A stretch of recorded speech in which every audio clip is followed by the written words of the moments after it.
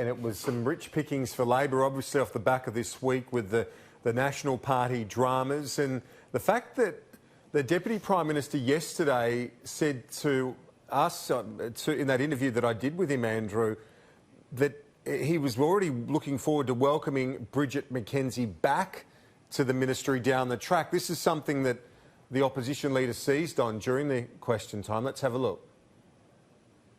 Is the Prime Minister aware that the Deputy Prime Minister foreshadowed yet another reshuffle when he told Kieran Gilbert on Sky News yesterday that Senator McKenzie would be coming back? Does the Prime Minister intend to return Senator McKenzie to his cabinet? The Prime Minister has the call. Thank you, Mr Speaker. I thank the member for his question. I want to congratulate the outstanding members of this House who will soon this afternoon be going out to Government House to be sworn in as ministers in our cabinet and in our ministry, Mr Speaker. And I congratulate those members, the new member for Water and Resources, and of course, Mr Speaker, Northern Australia.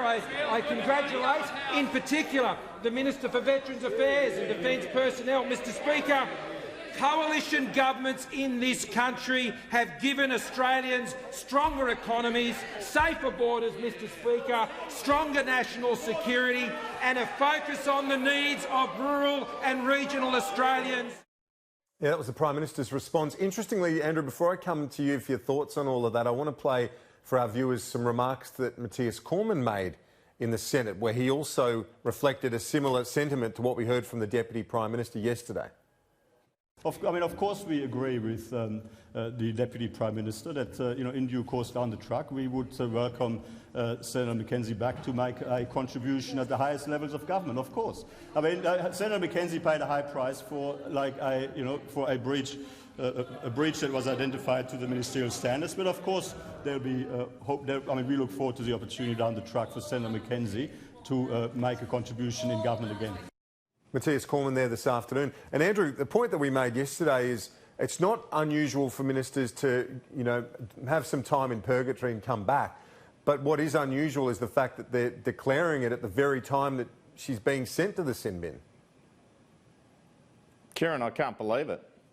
What was the point of sacking her? What was the point of forcing her to resign if in the next breath, and it's one thing for McCormack to do it, I can't believe Mathias Cormann did it. It's almost like they're playing the public for fools here. You can have a breach of ministerial standards, but just stick on the bench for a little while and you can come back. I don't think it's the right political approach at all, and I think it's contemptuous, frankly. Yeah, it will annoy a lot of people when the fact that the program itself, as we said repeatedly, didn't pass the pub test. I'm not sure that reprimand will either.